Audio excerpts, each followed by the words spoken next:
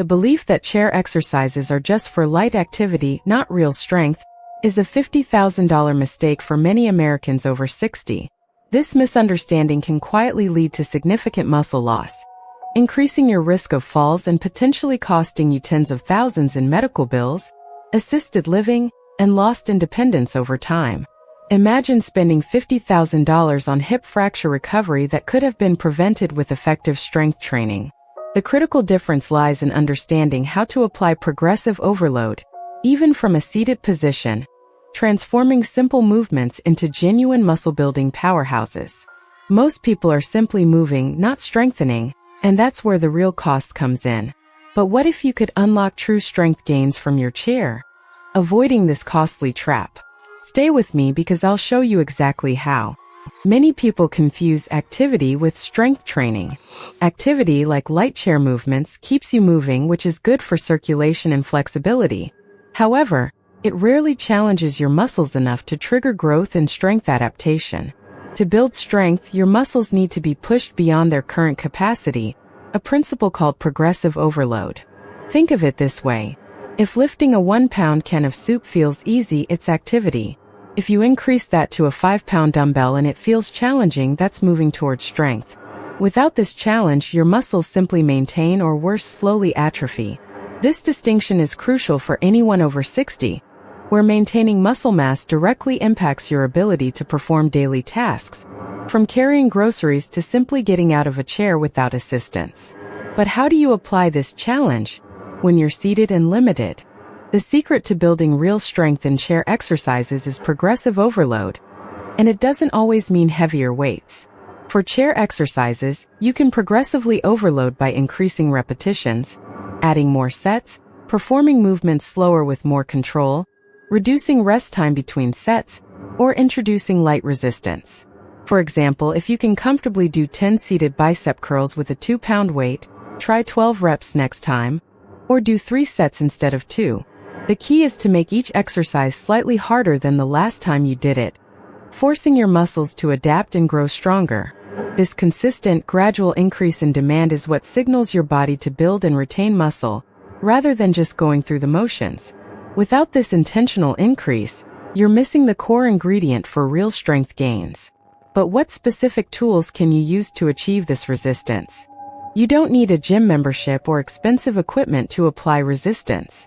Your home is full of effective tools. For arm exercises, canned goods 1 to 2 pounds, water bottles 1 to 3 pounds, or even small bags of rice 5 to 10 pounds can provide excellent resistance. For leg exercises, resistance bands, which are inexpensive and widely available online or at pharmacies for about $10 to $20, are fantastic. You can loop them around your ankles for leg extensions or around your thighs for hip abductions. Even your own body weight can be resistance. Simply slowing down the movement of a seated leg lift makes your muscles work harder against gravity. The goal is to find an object that makes the last few repetitions of an exercise challenging, but still allows you to maintain good form. This ingenuity is how you build strength without ever leaving your living room. Next, let's dive into the core exercises themselves. Let's start with seated bicep curls, crucial for everyday tasks like carrying groceries or picking up grandchildren. Sit tall in your chair, feet flat on the floor, holding your chosen resistance: soup can, water bottle, light dumbbell. In each hand, palms facing forward. Keep your elbows tucked close to your body. Slowly curl the weights up towards your shoulders, feeling the contraction in your biceps. Hold for a second at the top, then slowly lower the weights back down, taking about 2 to 3 seconds for the descent. Aim for 8 to 12 repetitions for 2 to 3 sets. The slow, controlled movement is vital here. Rushing through it reduces the muscle engagement. If 12 reps feel too easy, increase the weight slightly or slow down the lowering phase even more. This focus on controlled movement is what separates mere motion from true strength building. But what about your legs, which are so vital for balance and mobility? Seated leg extensions target your quadriceps, essential for standing up from a chair and walking steadily. Sit with your back supported, feet flat. Slowly extend one leg straight out in front of you, flexing your quad at the top. Imagine pushing your heel away from you. Hold for 1 to 2 seconds, then slowly lower your foot back to the floor. Repeat 8 to 12 times per leg for 2 to 3 sets. To add resistance, you can loop a resistance band around your ankles or place a small ankle weight. Start with 1 to 2 pounds on your extending leg. The key here is not to let your leg just drop down. Control the movement on the way back. Many people let gravity do all the work on the way down, missing a huge opportunity for muscle engagement. This controlled lowering phase, called the eccentric contraction, is where significant strength gains are made. But what about your often neglected core? A strong core is your foundation for balance and preventing falls. For seated core twists, sit tall, feet flat, hands clasped lightly behind your head or crossed over your chest. Keeping your hips stable and facing forward, slowly twist your upper body to the right, feeling the stretch and contraction in your obliques. Hold for a second, then return to center. Repeat to the left. Aim for 10 to 15 twists to each side for 2 to 3 sets. To increase intensity, hold a light weight like a single soup can, with both hands against your chest as you twist. The crucial mistake here is letting your hips twist with your upper body. Keep them anchored to isolate your core. This focused, controlled rotation strengthens the muscles that stabilize your spine and pelvis, which are absolutely critical for maintaining upright posture and preventing stumbles. Next, let's tackle a common myth that holds many back. One common myth is that you need to feel significant pain or extreme soreness for an exercise to be effective. This is simply not true and can actually be counterproductive, leading to injury or discouraging you from continuing. While you should feel your muscles working and perhaps a mild burning sensation towards the end of a set, sharp pain is a warning sign to stop. The goal is consistent, gentle challenge, not agony. Building strength, especially for those over 60, is about smart, sustainable progression, not pushing through pain. Many people mistakenly think if it doesn't hurt, it's not working, but this mindset can lead to setbacks. Focus on good form and feeling the muscle contract, not on how much discomfort you can tolerate. Your body will thank you, and you'll see better results long term. But how often should you actually be doing these exercises? To build strength, consistency is far more important than intensity. Aim to perform these chair exercises 2 to 3 times per week, allowing at least 1 day of rest between sessions for your muscles to recover and rebuild. For example, you might do your routine on Monday, Wednesday, and Friday. Rest days are when your muscles actually get stronger, so don't skip them. On your rest days, you can still be active with walking, light stretching, or other gentle activities. Overtraining can lead to fatigue, injury, and diminish your results.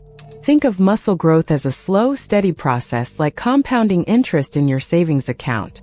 Each session contributes to a stronger you, but only if you give your body time to adapt. But what happens if you skip the slow and controlled part? Here's what happens if you fall into the speed trap. You compromise your form, reduce muscle engagement, and increase your risk of injury. Rushing through repetitions turns a strength-building exercise into a momentum-driven movement, where gravity and inertia do most of the work, not your muscles. For example, quickly swinging a weight during a bicep curl uses momentum, not bicep strength. The result? Minimal strength gains and wasted effort. Your muscles need time under tension to grow. A good rule of thumb is to count 1001 for the lifting phase and 1002-1003 for the lowering phase. This deliberate pace ensures maximum muscle recruitment and safer execution.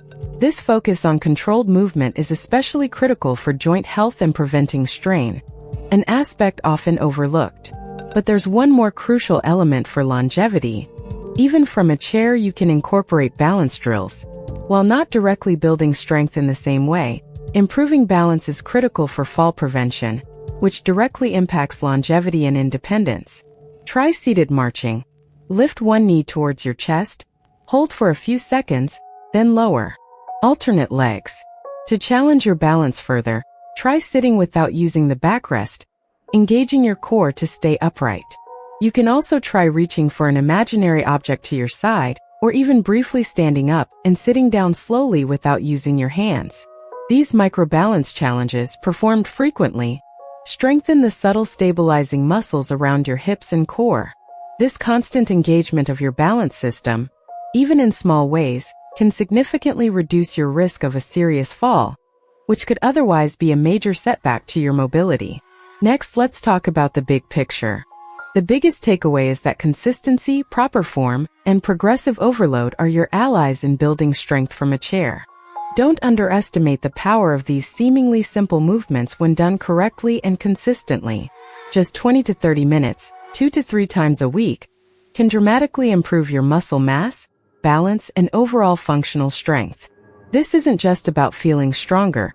It's about maintaining the ability to live independently, enjoy your hobbies, and avoid the costly consequences of muscle loss. Many people start with enthusiasm but then taper off because they don't see immediate results, or they get discouraged. Remember, this is a long-term investment in your future. Every repetition, every controlled movement, is building a stronger, more resilient you brick by brick. So, how can you keep this momentum going? By understanding progressive overload and using household items for resistance, you can genuinely build strength from a chair, protecting your independence and potentially saving thousands in future health costs. It's about being smart, not necessarily intense. Now, if you're wondering how to combine these chair exercises with a walking routine for maximum cardiovascular benefits and even more fall prevention, you'll want to watch our video on the 5-minute walking trick that boosts your energy all day. Subscribe to our channel for more practical tips to live a stronger, healthier life.